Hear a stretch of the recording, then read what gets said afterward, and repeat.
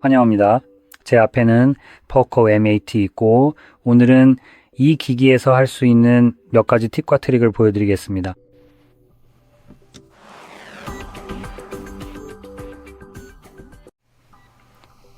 가장 먼저 우선적으로 설정 메뉴를 열어준 다음에 여기서 흥미로운 것들을 차근차근 하나씩 살펴보며 본격적으로 시작해 보도록 하겠습니다.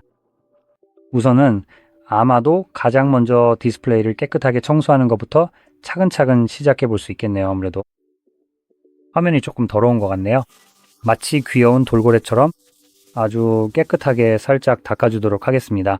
이제 됐으니 첫 번째로 알림 및 상태 표시줄로 넘어가겠습니다. 그리고 실제로 그 전에 한 가지를 바꾸고 싶은데 모두가 좀 더 잘 볼 수 있도록 하려는 거예요. 적어도요. 저는 라이트 모드가 더 낫다고 생각해서 알림 상태 표시줄로 들어가면 여기에는 알림 스타일 같은 것들이 있습니다. 이건 아주 미묘하게 바뀌는 부분이에요. 알림을 아래로 내리면 지금 여러 개의 알림이 있는 걸 볼 수 있는데 이 알림들이 어떻게 보이는지 잘 살펴보세요. 클래식으로 변경 시 알림이 더 넓은 공간을 차지합니다. 예를 들어 여기에는 두 줄의 텍스트가 있어서 저에게 더 많은 정보를 알려주지만 이전 스타일은 모두 한 줄로만 나옵니다. 그래서 흥미롭게도 다른 스타일이 공간을 더 차지하긴 하지만 더 많은 공간을 차지합니다. 적어도 더 많은 텍스트가 있기 때문에 전체 페이지에서 보면 오히려 공간을 덜 차지하는 것 같아요. 그래서 일부 알림을 하나로 합치는 것 같긴 한데 어쨌든 원하는 스타일을 선택할 수 있습니다. 자, 이제 더 아래로 내려가 보면 사용자 지정 아이콘 표시 같은 옵션이 있습니다. 이 기능을 사용하면 상태 표시줄에 있는 일부 아이콘을 없앨 수 있고 알림 아이콘도 변경할 수 있습니다. 이상하게도 기본값이 1로 설정되어 있는데 3으로 변경할 수 있습니다. 알림이 어떤 게 있는지 좀 더 자세히 알고 싶다면 이렇게 설정할 수 있겠죠? 그리고 여기 아래쪽을 보면 아쉽게도 모든 아이콘을 다 없앨 수는 없지만 일부는 제거할 수 있습니다. 예를 들어 저는 블루투스가 항상 켜져 있어서 개인적으로는 별로 신경 쓰지 않습니다. 그래서 상태 표시줄에 그게 표시되는 건 굳이 보고 싶지 않아요. 또한 알람, 방해금지 모드, 핫스팟 등과 같은 다른 항목들도 끌 수 있습니다. 이제 다음과 같은 것들도 없앨 수 있습니다. 예를 들어 수신 신호색이나 와이파이 신호와 같은 셀룰러 연결 표시를 말이죠. 이런 부분은 조금 아쉬운데 아마도 항상 켜져 있는 기능일 수 있기 때문입니다. 솔직히 말해서 우리 중 누구도 수신 상태가 4칸이든 5칸이든 별로 신경 쓰지 않잖아요. 게다가 대부분 수신 상태가 꽤나 좋기도 하고요. 우리가 그걸 신경 쓰는 유일한 순간은 수신 상태가 좋지 않을 때뿐이죠. 그럴 땐 보통 알림창을 내려서 확인하면 되니까요. 그래서 제 생각엔 그게 표시되는 건 좀 의미가 없는 것 같아요. 하지만 여기서는 그걸 없앨 수 없어요. 반면에 이런 옵션이 있는 다른 기기에서는 없앨 수 있죠. 어쨌든 계속 넘어가 볼게요. 이제 통신사 이름 편집 같은 기능이 있습니다. 그래서 심카드가 있다면 실제로 심카드에 원하는 이름을 지정할 수 있어요. 그리고 그게 어떻게 표시되는지에 대한 거죠. 하지만 저는 화면을 최대한 미니멀하게 두는 걸 좋아해서 이걸 따로 변경하지 않으면 아무 이름도 표시되지 않거든요. 그게 제가 선호하는 방식이에요. 계속해서 넘어가 볼게요. 배터리 표시도 있는데 3가지 모드가 있습니다. 그냥 배터리만 표시하거나 배터리 안에 퍼센트가 표시되거나 배터리 바깥에 퍼센트가 표시되는 방식이죠. 그래서 원하는 스타일로 변경할 수 있습니다. 그리고 여기에는 노치 숨기기 같은 다른 옵션들도 있어요. 이 부분들은 사실 별로 중요하지 않으니까 넘어가겠습니다. 다음으로 홈 화면으로 넘어가서 홈 화면 설정을 시작해 볼게요.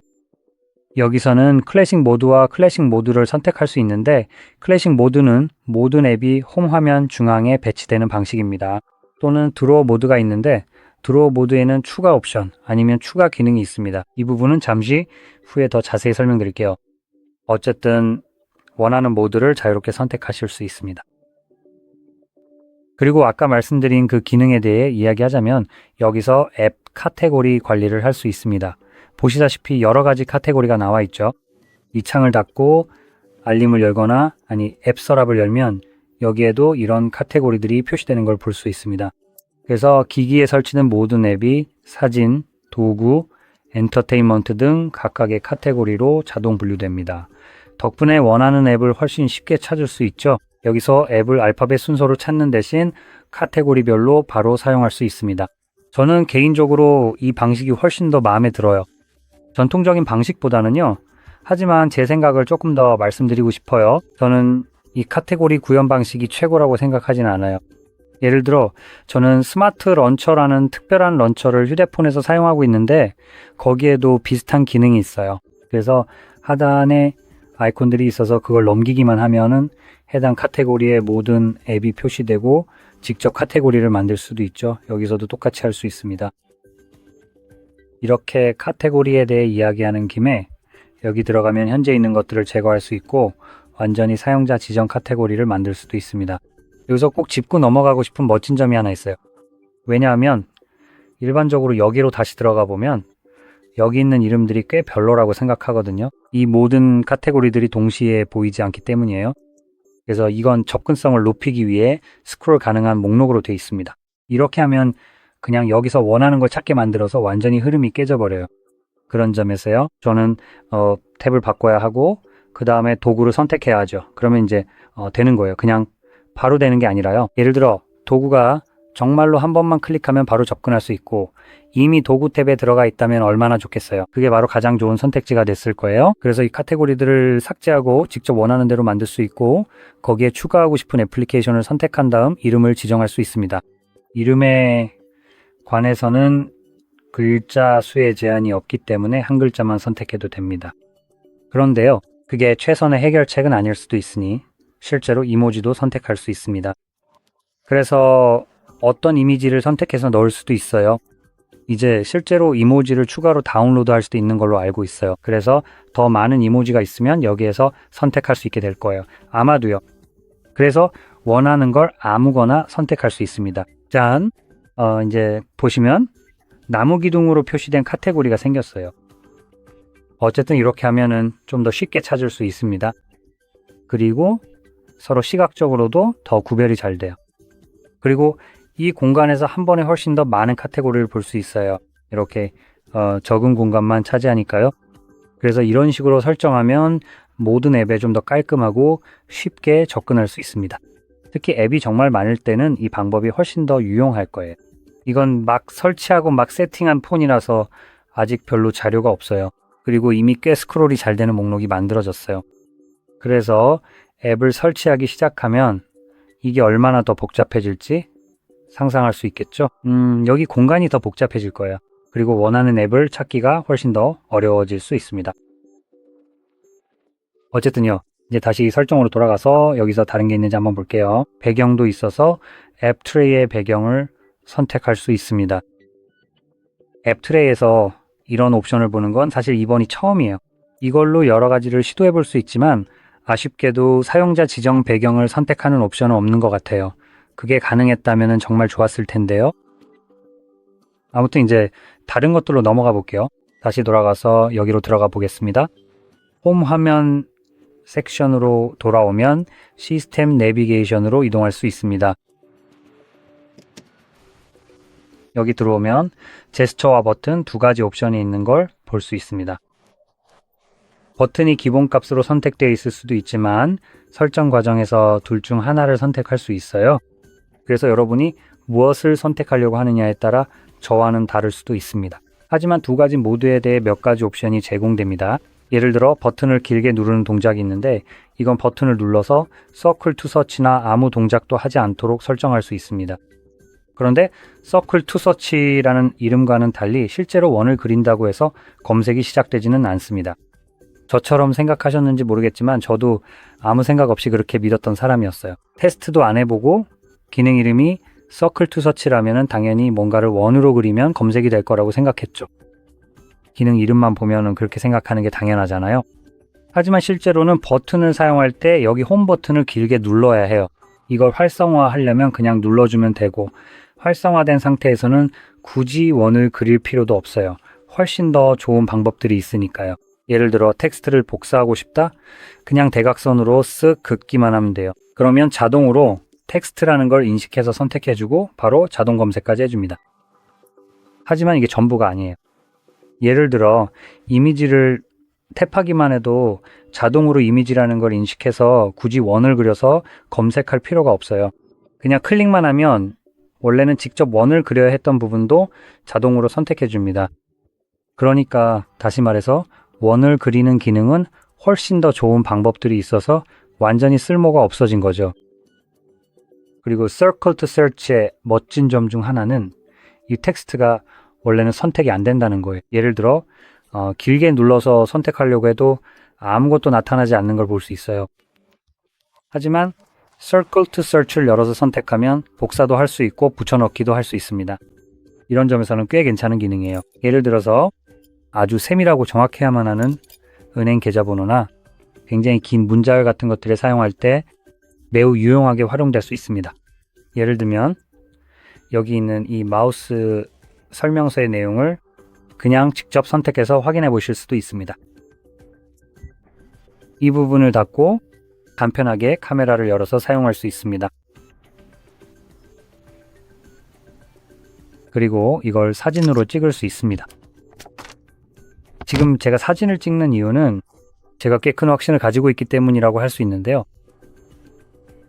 네, 여기서 보니까 카메라에서도 Circle to Search가 작동하는 것 같아요. 그래서 사실 사진을 굳이 찍을 필요는 없겠네요. 이걸 그냥 보여주기 위해서예요. 이렇게 그냥 카메라를 대고 할 수 있습니다. 조금 더 공간을 만들고요. 그냥 카메라를 대면 돼요. 이건 아니고요. 홈 화면입니다.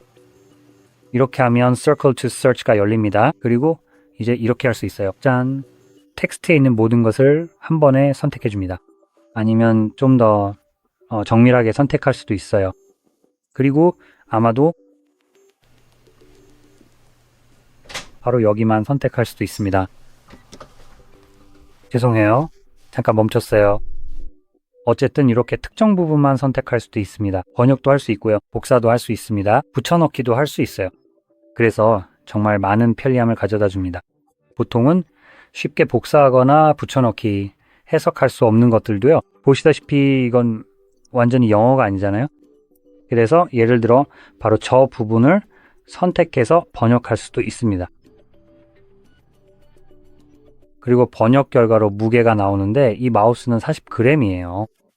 정말 간단하고 심지어 이렇게 바로 이동 중에도 할 수 있을 것 같아요. 자, 한번 볼게요. 이걸 클릭할 수 있습니다. 이렇게 하면 멈춰진 이 이미지를 실시간으로 번역하는 걸 볼 수 있어요. 그리고 확대해 보면 여기 있던 내용이 자동으로 무게로 바뀐 걸 볼 수 있습니다. 그러니까 겉보기에는 모든 언어로 번역되고 있는 것 같아요. 여러 언어로 쓰여 있는데 여기 있는 모든 게 무게로 나옵니다. 그래서 모두 같은 파라미터죠. 여기에는 중국어에서 영어로 번역된다고 나와 있지만 다양한 언어가 있습니다. 첫 번째는 중국어인 것 같지만 다른 것들은 중국어만 있는 게 아니에요. 그래서 그것들도 함께 번역된 거죠. 그리고 보시면 이걸 좀 없애볼게요. 이제 완전히 사라지겠네요. 하지만 아까 보셨죠? 여기 있는 모든 내용을 별다른 문제 없이 번역해줬어요. 이게 정말 좋네요. 이제 다시 내비게이션 방법으로 돌아가 볼게요. 지금은 버튼을 사용하고 있지만 제스처로도 이걸 할 수 있어요. 이 바가 있어서 스와이프하거나 길게 누르면 메뉴가 올라오기도 해요. 이제 샤오미 폰 여기 포코에서는 이 바를 길게 누르는 기능이 정말 형편없다는 걸 분명히 말씀드리고 싶어요. 솔직히 말해서 진짜 최악이에요. 그리고 솔직히 Circle to Search를 자주 사용할 계획이라면 제스처보다는 버튼 내비게이션을 사용하는 게 훨씬 나을 거예요. 제스처와 Circle to Search는 정말 엉망이고 실행하려고 하면은 가끔 너무 오래 걸릴 때도 있어요. 어떻게 잡느냐에 따라 항상 실행되는 것도 아니에요. 실행할 때마다 시간이 들쭉날쭉한 걸 볼 수 있는데 그래서 정말 별로예요. 이제 제 휴대폰에서 예를 들어 보여드리자면 제가 그걸 실행할 때요. 실행. 그래서 제 폰 삼성에서는 정말 쉽게 실행할 수 있어요. 반면에 여기서는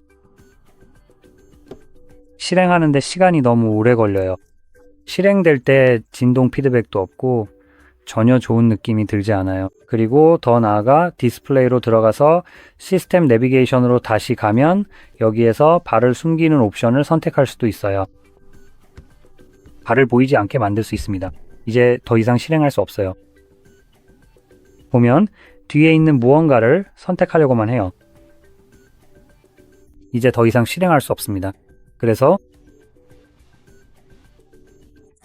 만약 여러분이 저처럼 깔끔한 화면을 원한다면 샤오미는 정말 이해할 수 없는 이유로 Circle to Search 기능도 사용할 수 없게 해놨어요. 제가 경험한 브랜드 중에 한 가지를 꼭 말씀드리고 싶어요. 그 브랜드는 제스처를 화면에 표시하지 않아도 Circle to Search를 계속 사용할 수 있게 해줍니다. 이게 바로 이 모든 기능의 핵심 목적이죠. 제스처로 만드는 것 말이에요. 근데 그걸 화면에 표시한다는 게 정말 말도 안 되게 멍청하다고 생각해요. 그럼 더 이상 제스처가 아니잖아요. 그건 그냥 버튼이거나 슬라이더일 뿐이고 제가 직접 조작해야죠. 그리고 그걸 숨기면 기능 자체도 사라져서 제스처로 만들 수 없게 됩니다. 아무튼 저는 이 디자인이 정말 끔찍하다고 생각해요. 정말 최악이에요. 그리고 지금까지 제가 본 바로는 단 한 회사만이 이 문제를 제대로 해결했더라고요. 어느 회사였는지 기억이 안 나는데 사실 기억했으면 더 좋았을 것 같아요. 하지만 기억이 안 나요? 사실 그때는 별로 신경 쓰지 않았거든요. 그냥 어느 기기에서 이걸 우연히 접하게 됐는데 정말 멋지다고 생각했어요. 그게 처음이었죠. 더 많은 기기들이 이렇게 따라오길 바랐는데 아니더라고요. 분명히 이건 제스처가 어디까지 가능해야 하는지에 대한 상상 가능한 한계를 뛰어넘는 개념인 것 같아요. 아무튼 이제 여기서 개인화 설정으로 넘어가 볼게요. 이건 그냥 기기의 외관을 바꾸는 일반적인 섹션이에요. 여기에는 괜찮은 것도 있고 좀 쓸모없는 것도 있어요. 예를 들어 저는 지금 인터넷이 없거나 아니면 로그인돼 있지 않은 것 같아요. 보통 여기에는 다들 좋아하는 AI 배경화면 같은 헛소리도 있죠. 요즘은 모든 AI가 최고잖아요. 그렇죠? 다행히도 여기서는 그게 나타나지 않네요. 왜 그런지는 잘 모르겠지만 만약 여러분에게는 보인다면 이게 아마 정상일 거고 그냥 그런 거예요.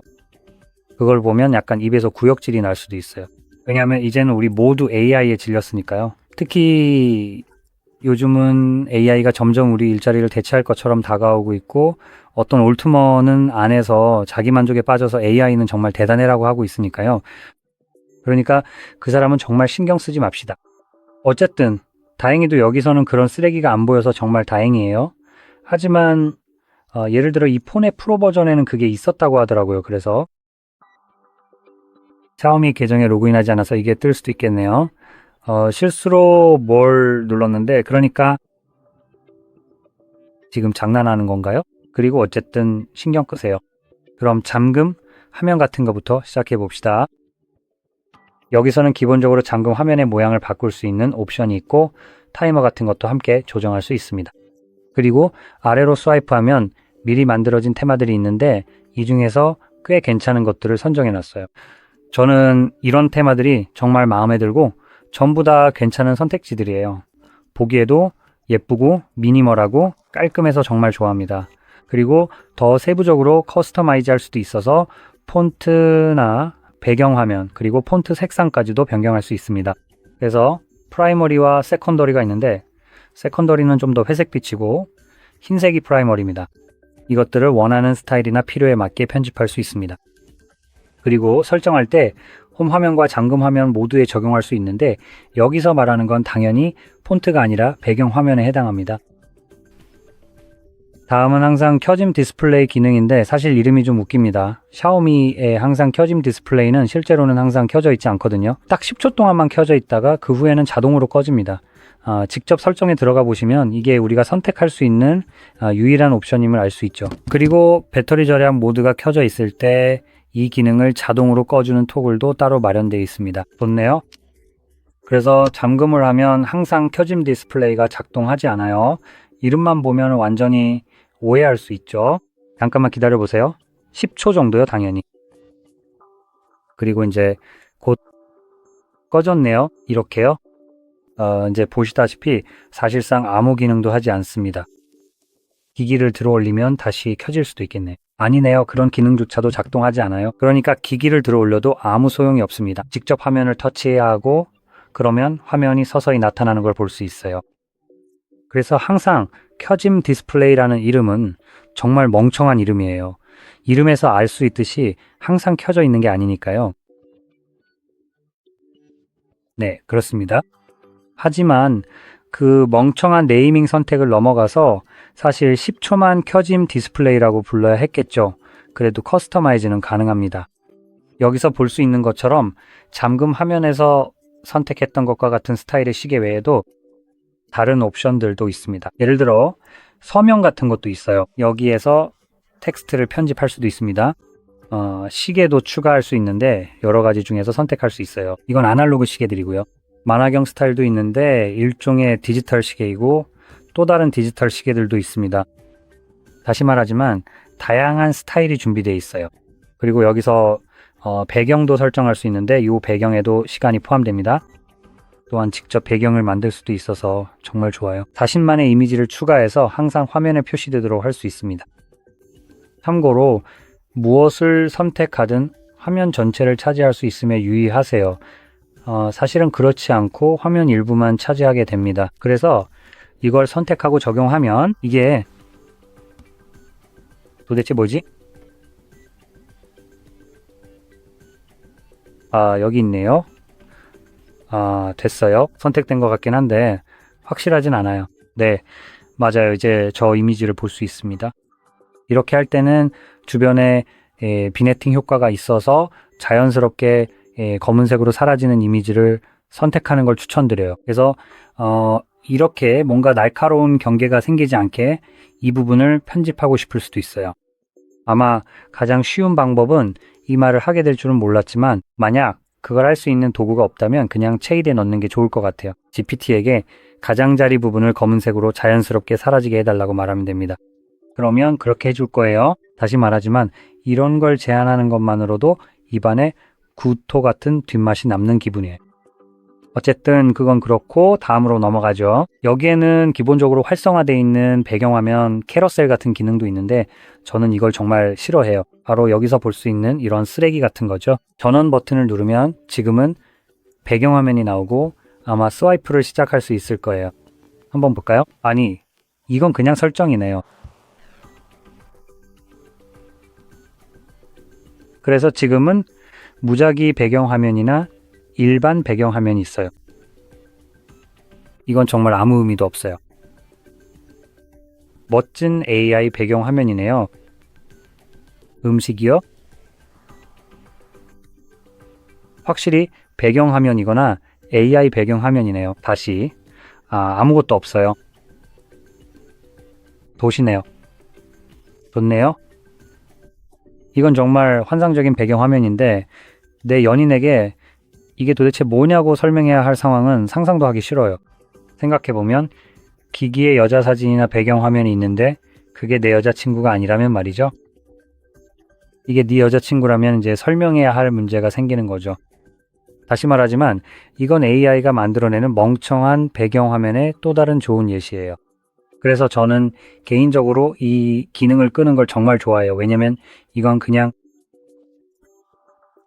남자라면 나중에 겪게 될 수도 있는 두통거리거든요. 솔직히 말해서 우리는 평화롭고 조용한 걸 소중히 여기는데 이건 전혀 그렇지 않아요. 어쨌든 다음으로 넘어가 볼까요? 대충 이 정도입니다. 옵션이 하나 더 있는데 아마 여기 있었던 것 같아요. 지금 그걸 찾으려고 하는 중인데 마지막 옵션이 하나 있어요. 지오쉐어 접근성? 도대체 어디 있는 거지? 찾았다. 이제 플로팅 윈도우가 있습니다.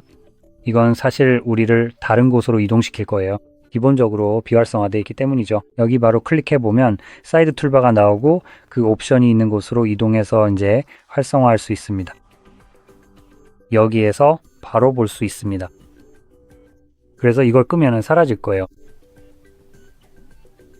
자, 이렇게 됩니다. 이제 할 수 있는 건 이걸 길게 누르는 거예요. 자, 잡으려고 하는데 좀만 기다려. 됐어요. 다시 크기가 커지는 걸 볼 수 있죠. 예를 들어 다른 쪽으로 옮기거나 위치를 바꿀 수 있습니다. 놓으면 다시 올릴 수도 있어요. 이제 어디에 있든 이 기능을 사용할 수 있습니다. 그래서 브라우저를 열어도 여전히 이걸 꺼내서 사용할 수 있습니다. 이제 할 수 있죠. 예를 들어 애플리케이션을 잡아서 밖으로 끌어내고 놓으면 팝업 뷰로 열립니다. 이제 팝업 뷰가 되면 이렇게 옆으로 옮길 수 있습니다. 이런 식으로요. 이렇게 다시 불러올 수도 있고 크기를 늘리거나 줄일 수도 있습니다. 보시는 것처럼요. 그리고 그 위에 여기 이 세 개의 점을 클릭하면 현재 열려있는 애플리케이션과 자동으로 분할 화면으로 만들거나 다른 애플리케이션을 선택해서 분할 화면으로 만들 수 있습니다. 그리고 분할 화면 상태에서도 여기 이 세 개의 점을 클릭해서 반대로 뒤집을 수도 있습니다. 아주 빠르게요. 위치를 다시 조정할 수도 있고 여기서 크기를 다시 조절할 수도 있습니다. 그리고 그 위에 여전히 팝업 애플리케이션도 열 수 있습니다. 그럼 몇 개 더 불러와 보겠습니다.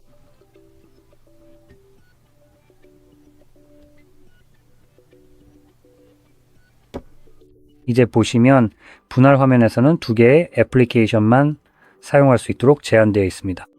그래서 총 4개의 애플리케이션을 동시에 열어서 모두와 상호작용할 수 있습니다. 하지만 예를 들어 5번째 팝업 애플리케이션 같은 것을 추가하면 이전에 열려있던 것 중 하나가 닫히게 됩니다. 그래서 여기에는 약간의 제한이 있긴 하지만 이렇게 작은 디스플레이에서는 이 정도면 충분히 넘치도록 쓸 수 있다고 생각합니다. 그리고 여기서 한 가지 덧붙이고 싶은 점은 아쉽게도 이 레이아웃을 저장할 방법이 없다는 것입니다. 예를 들어 두 개의 애플리케이션을 분할 화면으로 띄워놨을 때 이걸 설정하거나 저장할 방법이 없는 것 같습니다. 그러니까 저장할 수가 없습니다. 그래서 이 앱 조합을 다시 열고 싶다면 처음부터 다시 열어야 합니다. 이 점을 꼭 말씀드리고 싶은데 일부 기기에서는 저장이 가능하고 나중에 업데이트로 추가될 수도 있습니다. 추가되지 않을 수도 있고 저도 알 수는 없지만 다른 기기에는 이런 옵션이 있다는 건 알고 있습니다. 그래서 이 기능이 여기에도 있으면 정말 좋을 것 같아요. 어쨌든 오늘 보여드리고 싶었던 팁과 트릭은 여기까지입니다. 이 영상이 도움이 되셨다면 좋아요와 구독 꼭 눌러주세요. 시청해주셔서 감사합니다.